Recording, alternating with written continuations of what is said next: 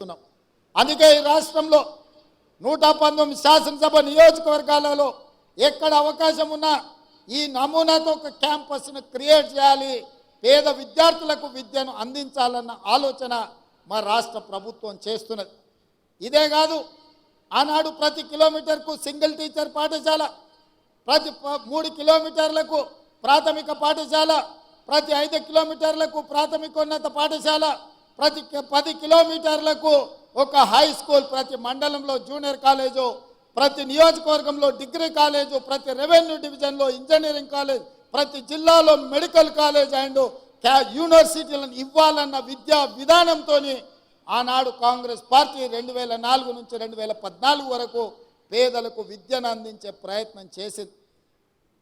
ఈ గత 10 సంవత్సరాలలో గత ప్రభుత్వం ఒక్క డిఎస్సి నోటిఫికేషన్ ఇస్తే 2004 నుంచి 2014 వరకు 4 డిఎస్సి నోటిఫికేషన్లు ఇచ్చి 1,00,000 మంది టీచర్ల నియామకాలు చేపట్టి పేద విద్యార్థులకు విద్యను అందుబాటులోకి తీసుకొచ్చింది. మరి గత ప్రభుత్వం దాదాపుగా సింగిల్ టీచర్ పాఠశాలలు రేషనలైజేషన్ పేరు మీద ఈరోజు 6,000 పైచిలకు పాఠశాలలను మూతవేసి పేదలకు, దళితులకు, గిరిజనులకు, వెనుకబడిన ప్రాంతాల యొక్క పేదల పిల్లలకు విద్య అందకుండా విద్యకు దూరం చేసి బర్రెలను కాసుకునే వాళ్ళు బర్రెల్నే కాసుకోవాలి, గొర్రెల్ని పెంచుకునేవాడు గొర్రెల్నే కాసుకోవాలి, చేపలు పట్టుకునేటోడు చేపలే పట్టుకోవాలి, చెప్పులు కుట్టుకునేటోడు చెప్పులే కుట్టుకోవాలనే పథకాలు తీసుకొచ్చే ప్రయత్నం చేసింది.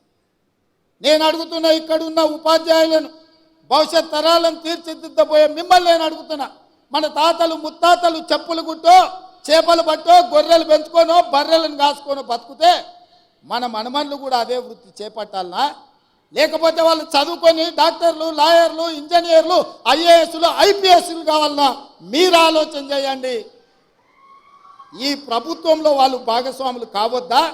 ఇంకా వాళ్ళ జీవితాలు గొర్రెల బర్రెల చుట్టూతోనే తిరగాలనా అని నేను అడుగుతున్నా. గత ముఖ్యమంత్రి గారు పెంచుకున్న, వాళ్ళ మనవడు పెంచుకున్న పెంపుడు కుక్క చచ్చిపోతే డాక్టర్ మీద క్రిమినల్ కేసులు పెట్టి బంజారాహిల్స్ పోలీస్ స్టేషన్లో లోపలేపించారు. వాళ్ళ పెంపుడు కుక్కకు జ్వరం వస్తే డాక్టర్ చూడలేదని ఆ వెటర్నరీ డాక్టర్ల మీద కేసులు పెట్టారు. మరి వాళ్ళ ఉద్యోగాలు రాక వందలాది మంది విద్యార్థులు ఆత్మహత్యలు చేసుకుంటుంటే వాళ్ళను ఊరేయాలనా లేదా? మీరు ఒక్కసారి ఆలోచన చేయండి. మీరు పెంచుకున్న బొచ్చు కుక్కకున్న విలువ పేదోడి బిడ్డల ప్రాణాలకు లేదా అని చెప్పి మేము సభాముఖంగా నేను మీ ద్వారా ప్రశ్నించదలుచుకున్నా. ఆలోచన విధానం, పాటిస్తున్న విధానం ఫ్యూడల్ విధానంలో మార్పు రావాలి. పేదవాడికి విద్య చేరాలి. విద్య ఒక్కటే మన జీవితాలలో వెలుగు నింపుతుంది. చదువుకోవడం ద్వారా ఈ ప్రపంచానికే మనము ఏదైనా కావచ్చు, ఎక్కడికైనా చేరవచ్చు. దానికి మీరే బాధ్యత వహించాలి. మీరు ఖచ్చితంగా దిశగా ప్రయాణించాలి. మీరు ఈరోజు తీసుకునే నియామక పత్రం మీ జీతభత్యాల కోసం చేస్తున్నామని మీరు అనుకోకండి. ఈరోజు టీచర్ల వృత్తిని ఎన్నుకోవడం అంటే సామాజిక బాధ్యతను మీరు తీసుకుంటున్నట్టుగా, ఈ సామాజిక బాధ్యత ఈ సమాజాన్ని నిర్మించి వందలాది బిడ్డలు ఎవరైతే తెలంగాణ కోసం ఆత్మ బలిదానాలు చేసుకున్నారో వాళ్ళ ఆశయాలను మనం గుర్తు చేసుకోవాలి, స్మరించుకోవాలి. వాళ్ళు ఏ ఉద్దేశంతో, ఏ ఆలోచనతోని, ఏం ఆశించి త్యాగాలు చేసిండ్రో ఆ త్యాగాల పునాదుల మీద ఏర్పడ్డ ఈ తెలంగాణ రాష్ట్రం, ఆ త్యాగాలను కొనసాగించాల్సిన బాధ్యత మన అందరి మీద ఉన్నది.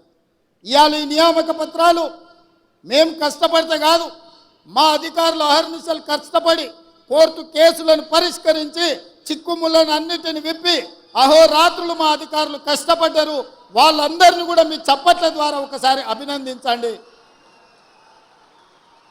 ఇవాళ ఇక్కడ ఏ తప్పిదం లేకుండా, ఎవరికి నష్టం జరగకుండా మీ ఉద్యోగ నియామకాల పత్రాలు ఈరోజు మీ చేతికి ఇస్తున్నామంటే మా అధికారుల కృషి కూడా ఉన్నది.